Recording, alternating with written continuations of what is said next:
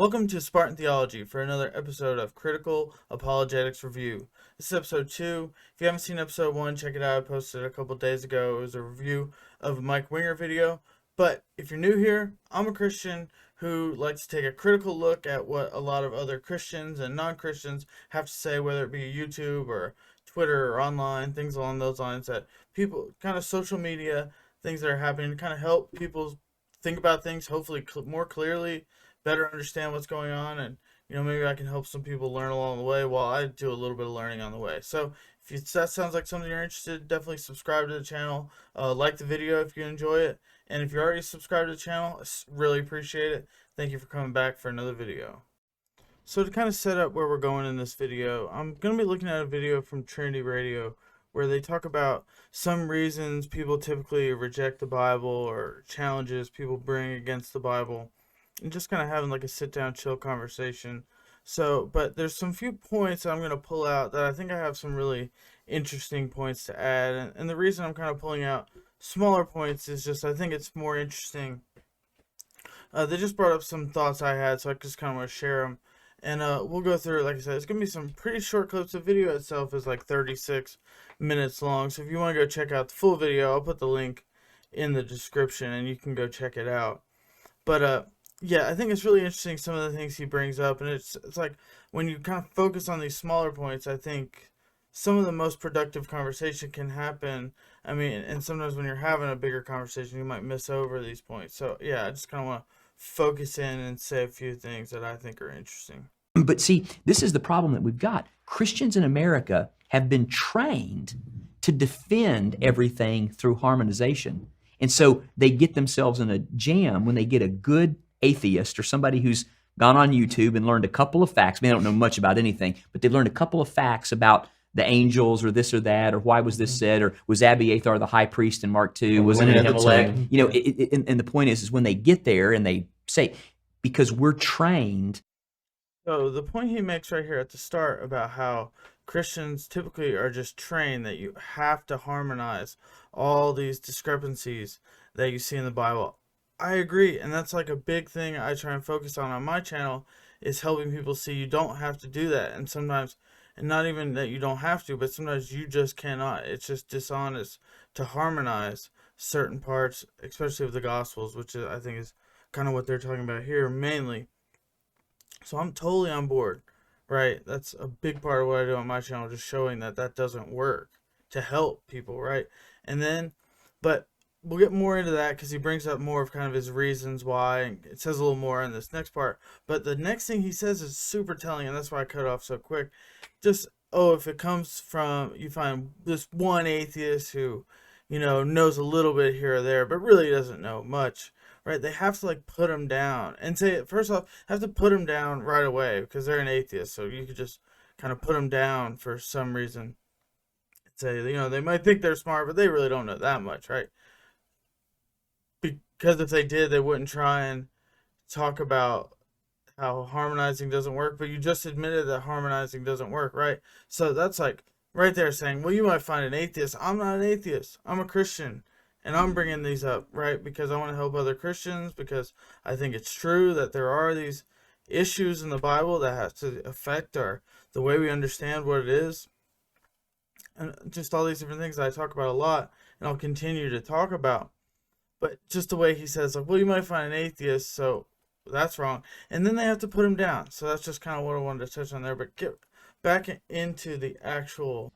To have it read chronologically, historically, and verbatim accurately, not realizing these texts. Like, it goes back to the Genesis talk that we had.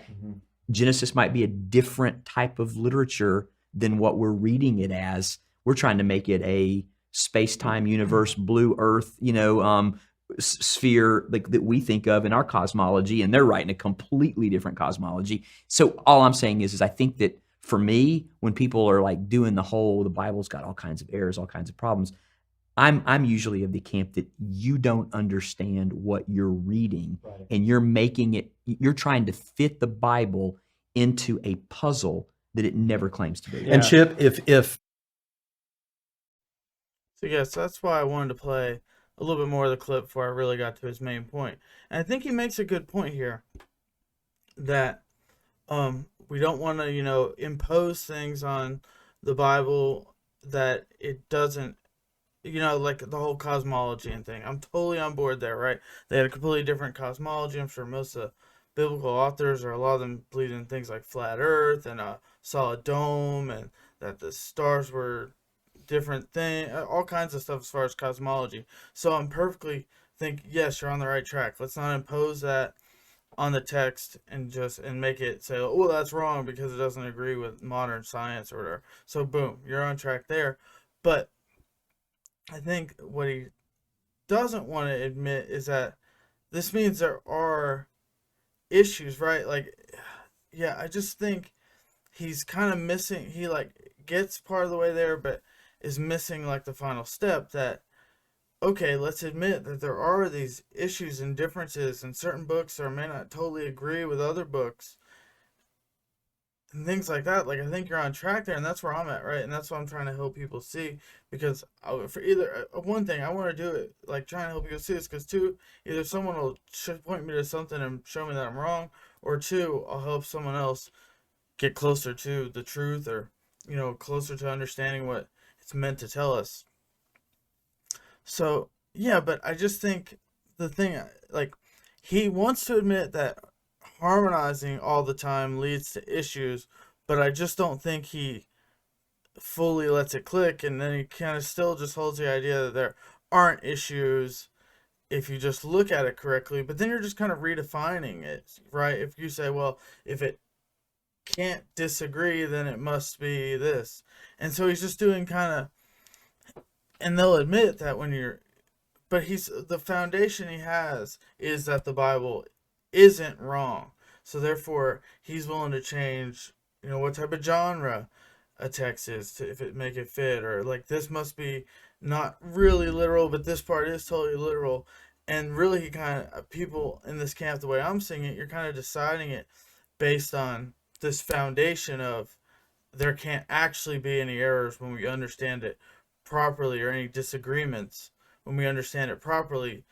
But I think I'm just trying to step back and look, and like I think a lot of critical scholarship that you see is not, they don't have that foundation.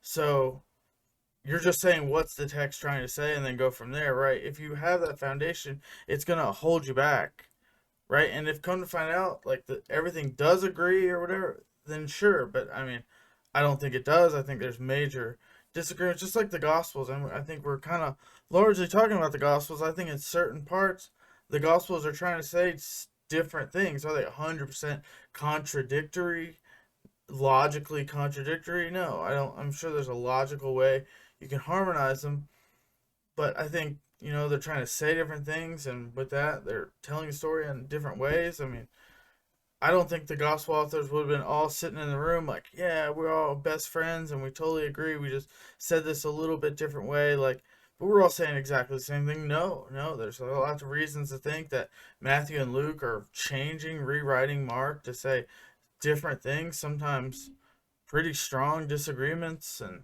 Paul doesn't agree. I mean, so if they disagree, there's disagreement in the Bible. Is all I'm trying to get at. And I'll make some videos on some more specific points if people want to challenge that or whatever, or interested in like more of the specific reasons, verses and stuff. And I'll pull up some information. I don't want to just like, you know, I want to make a video on it.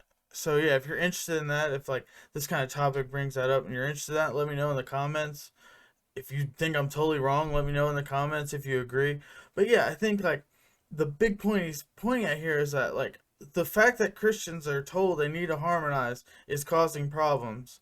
But it's only because some atheists are saying or bringing up these issues, or I'm a Christian, so I'm trying to help basically other Christians almost, this isn't necessarily, like how do we think about this, right? So, and my approach is to let's look at the best scholarship we have, and the best scholarship we have isn't holding to inerrancy. And I think that holding to inerrancy, even when they give all these nuances, is still the issue. That's what I'm getting at. It's still an issue.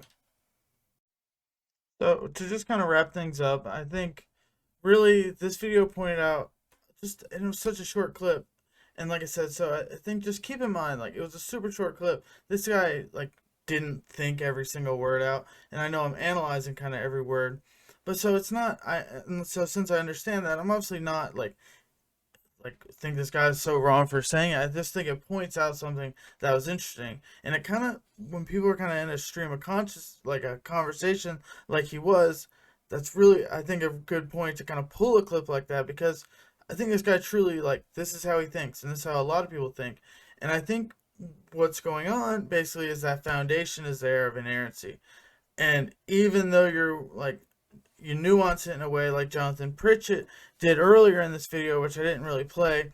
But Jonathan does give a very nuanced understanding. But I still think you can see in this guy's line of thought that because he has this foundation of inerrancy that actually can't move, and it's really not all that much different than just the most simple understanding or the Chicago statement, or whatever.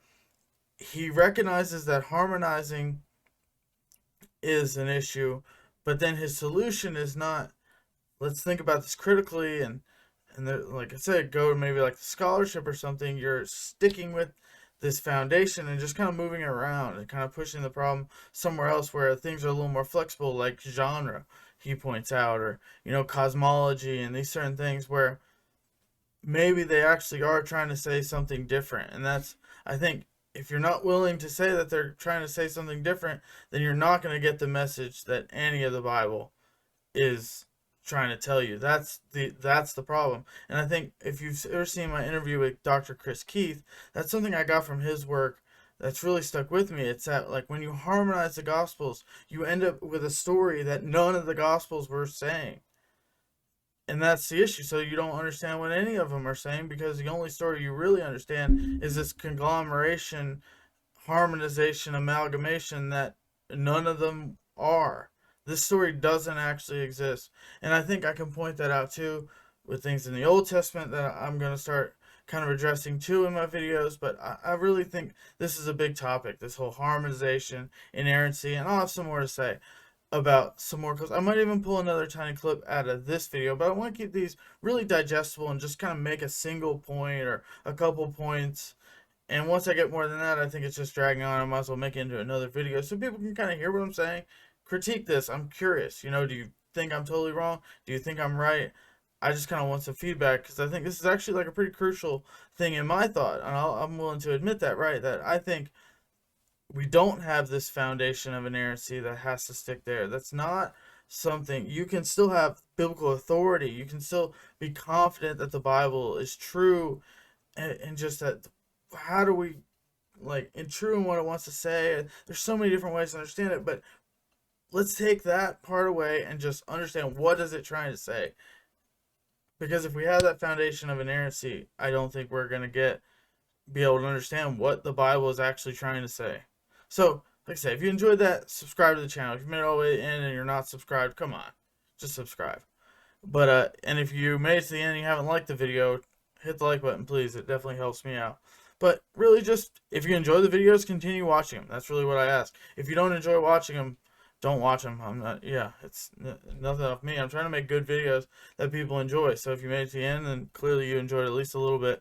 So I hope I made your day a little better, or whatever. If you have any critiques, advice, just want to say good job, definitely leave a comment. Like I said, that helps. That's one of the biggest things you can do. So, like I said, with that, I'll sign off before I just sit here and ramble. But I appreciate it. Have a good day.